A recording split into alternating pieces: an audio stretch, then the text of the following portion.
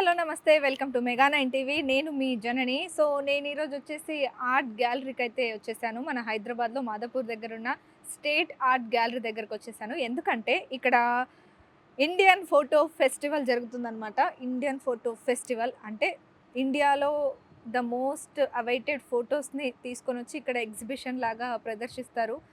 ఒక ఫోటో వెనక ఒక హిస్టరీ ఉంటదనమాట. ఓల్డ్ ఫోటోస్ కానీ, ఏ ఫోటోస్ అయినా అవి మనం మెమరీ కోసం తీసుకుంటాం. కొన్నేళ్ల తర్వాత ఫోటోస్ చూస్తే మనకు ఆ జ్ఞాపకం గుర్తొస్తదనమాట.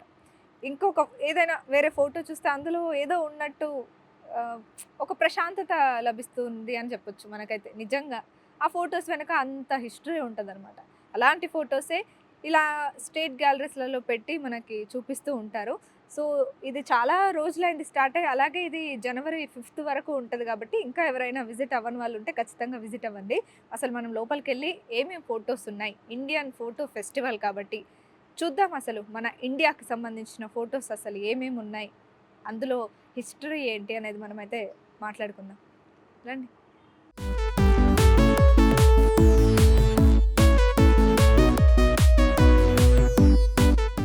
సో, ఇదే అనమాట లోపలికొస్తే ఆర్ట్ గ్యాలరీ. మొత్తం 3 ఫ్లోర్‌లలో మనకి ఈరోజు ఇండియన్ ఫోటో ఫెస్టివల్ ఏదైతే ఉందో అది మనకి ప్రదర్శన ఇవ్వడం జరుగుతుందనమాట. ఫోటోస్ అన్నీ పెట్టారు. సో, నాకు రైట్ సైడ్‌లో ఒక బ్యూటిఫుల్ పిక్చర్ ఉంది. అది ఖచ్చితంగా మీరు చూడాలి.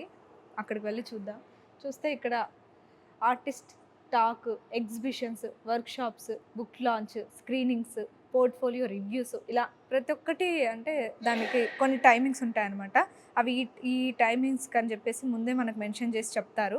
సో, మనం ఏమన్నా చేయాలనుకుంటే ఆ టైమింగ్స్‌లో చేయొచ్చనమాట. లేదంటే మీరు ఏమైనా స్క్రీనింగ్స్ ఇవ్వాలనుకున్నా ఇవ్వొచ్చనమాట.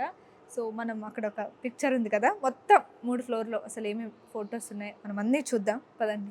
సో, ఇది మన ఫస్ట్ పిక్చర్. అసలు ఎంత బావుంది గదా! అది ఒక మంచి రైల్వే స్టేషన్ అనమాట. వర్షం పడింది. అప్పుడప్పుడే అక్కడ రెయిన్ కోట్స్ ఏసుకొని, గొడుగులు పట్టుకొని వెళ్తూ ఉన్నారు. అది చూస్తుంటే నిజంగానే ఇక్కడ రైల్వే స్టేషన్ ఉందేమో అన్నంత కలగా అనిపిస్తుంది గదా! ఇక్కడ చూడండి, ఇక్కడ తొంగి చూస్తున్నారు. ఇక్కడ ఉన్నారు పిల్లలు. అక్కడ అమ్ముతున్నారనుకుంటా ఏదో. ఇక్కడ ఒక బాబా వెళ్తున్నారు.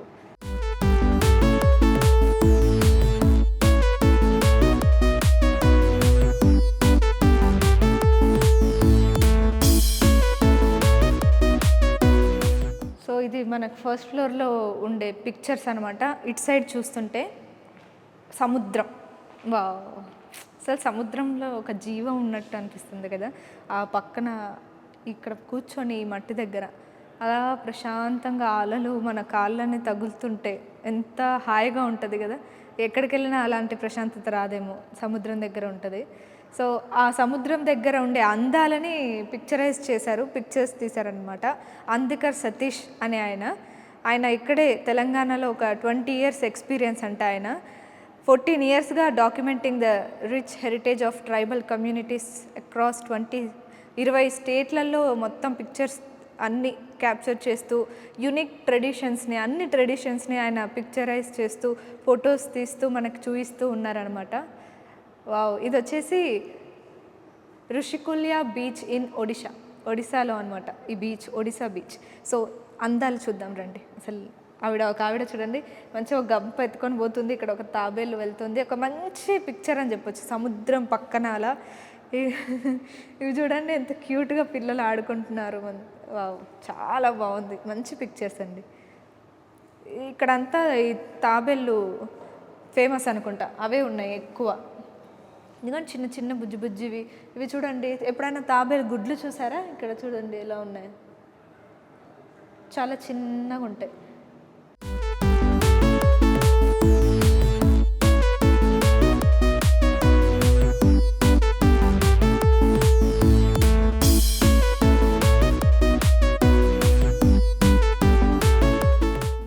ఒక్కొక్కరు ఒక్కొక్క సమస్యని ఫేస్ చేసి వచ్చిన వాళ్ళనమాట వీళ్ళందరూ. ఇది సిస్టర్‌హుడ్‌ని మనకు చూపిస్తుంది. అయితే ఇక్కడ చూడండి ఈవిడ ఒక ఇన్‌స్పిరేషన్ అని చెప్పొచ్చు మనం. యాసిడ్ అటాక్ జరిగిందంట ఈవిడ పైన. ఎందుకంటే ఈవిడ చాలా అందంగా ఉండేదంట. అది తట్టుకోలేక వాళ్ళ ఫ్రెండ్స్ యాసిడ్ దాడి చేశారంట. అలా తన కళ్ళు పోయాయి. మొత్తం అలా అయిపోయింది. కానీ ఏం జరిగినా అలాగే జీవించాలి, ఖచ్చితంగా లైఫ్ని లీడ్ చేయాలి అనుకున్న బ్రేవ్ ఉమెన్ కాబట్టి ఫోటో తీశారనమాట. చాలా బాగుంది ఫోటో. ఇక్కడ ఒక doctor.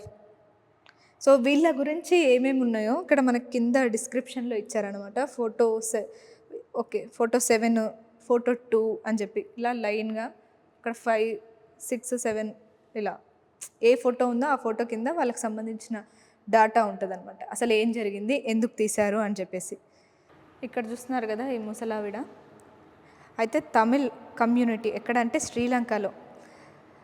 In 2023 I traveled to Sri Lanka to engage with the Tamil community about a sensitive topic.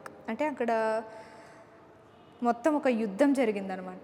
అప్పుడు తప్పిపోయారు పిల్లలు, తల్లులు, ఎటు పడితే అటు వెళ్ళిపోయారనమాట. ఆవిడ వాళ్ళ కొడుకు ఫోటో పట్టుకొని అలాగే ఉండిపోయింది. అలా చాలామంది వాళ్ళ కొడుకులని, చెల్లెళ్ళని, తమ్ముళ్ళని అందరినీ దూరం చేసుకున్నారు.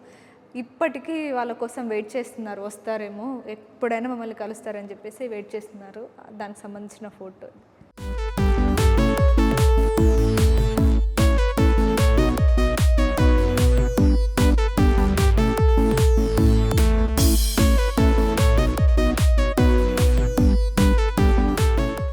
ఇది వచ్చేసి బ్లాక్ బఫెలో మాస్క్ అనమాట, న్యూ మెక్సికో.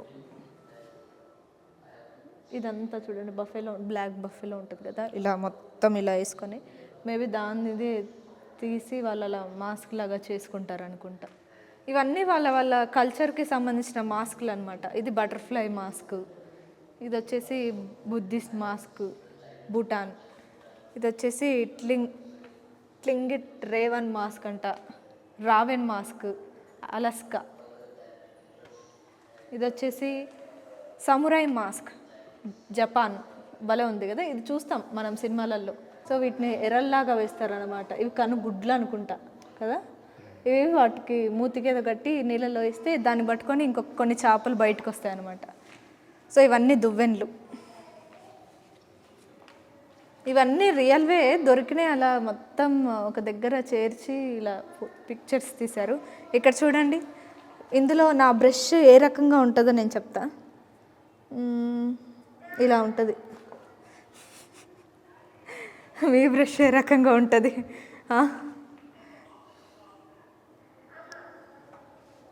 అది కాక ఇక్కడ ఎన్ని రకాల బ్రష్లు ఉన్నాయి చూడండి.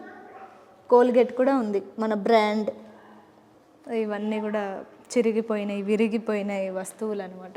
ఇవి చూడండి బొమ్మలు, ఇవన్నీ ప్లాస్టిక్ బొమ్మలు అనమాట. విరిగిపోయినాయి, ఎంత చెత్త కుప్పలు పడిపోయి ఉంటాయి కదా, అవన్నీ ఒక దగ్గర కలెక్ట్ చేసి అలా మంచిగా పిక్చర్ తీశారు. Fork spoons. సో ఇది వచ్చేసి నర్మదా నది. వీళ్ళందరూ దళిత్స్ అనమాట. సో వాళ్ళ లైఫ్ ఎలా ఉంటుంది, ఏం చేస్తారు అనేది ఈ గోడ మీద నుంచి అక్కడి వరకు ఉండే పిక్చర్స్లో మనకు కనిపిస్తుంది. ఒకసారి అన్ని పిక్చర్స్ చూడండి ఎలా ఉంటారు వాళ్ళ లైఫ్ స్టైల్ ఎలా ఉంటుంది. మనలాగా ఉంటారా? వాళ్ళు మనలాగా ఉండరు, మనలో కలవనివ్వరు కూడా.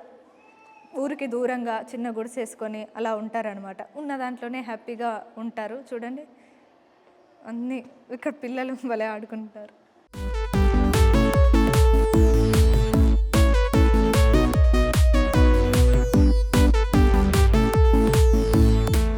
ఇక్కడ మన మహారాజా బిర్చంద్ర ఉన్నారు, మాణిక్య అంట. 1837 నుంచి 1896 వరకు పరిపాలించారు అనమాట. అయితే ఈయన భార్యలు ఇక్కడ ఉన్నారు. మన్మోహిని దేవి, వైఫ్ ఆఫ్ మహారాజా బిర్చంద్ర మాణిక్య, ఈమె వైఫ్. మన్మోహిని దేవి అదే ఈవిడే అనుకుంటా, ఆవిడ కూడా సేమ్ మొత్తం ఈవిడే. భార్యలు కాదు, ఓన్లీ ఒక భార్య. అంటే అప్పట్లో రాజులకు ఎక్కువ భార్యలు ఉంటారు కదా, అలా అనుకున్నా. ఓకే, ఆవిడ ఫోటోలే అనమాట. ఓకే, వాళ్ళ కూతురేమో ఈవిడ, చిన్నప్పుడు ఆవిడ ఫోటో. ఆ రాజు వాళ్ళ వైఫ్ అనమాట. వాళ్ళ బిడ్డలు, ఆ రాజు మహారాణికి పుట్టిన బిడ్డలు అనమాట వీళ్ళు, డాటర్స్ ఆఫ్ మహారాజా బిర్చంద్ర. సేమ్ ఆ అమ్మాయి డాటర్ ఆఫ్ మహారాజా, వాళ్ళ అమ్మాయి. వాళ్ళ అబ్బాయి. సో ఇదంతా వాళ్ళ ఫ్యామిలీ అని చెప్పొచ్చు. ఈ ఫ్రేమ్ అంతా మహారాజుల ఫ్యామిలీ. అప్పట్లో చూడండి ఎలా ఉండేవాళ్ళు పిల్లలు కూడా. వావ్! అక్కడ మహారాజు పెద్ద ఫోటో ఉంటే ఇక్కడ మహారాణి అనమాట. చాలా పెద్ద ఫోటోనే ఉంది.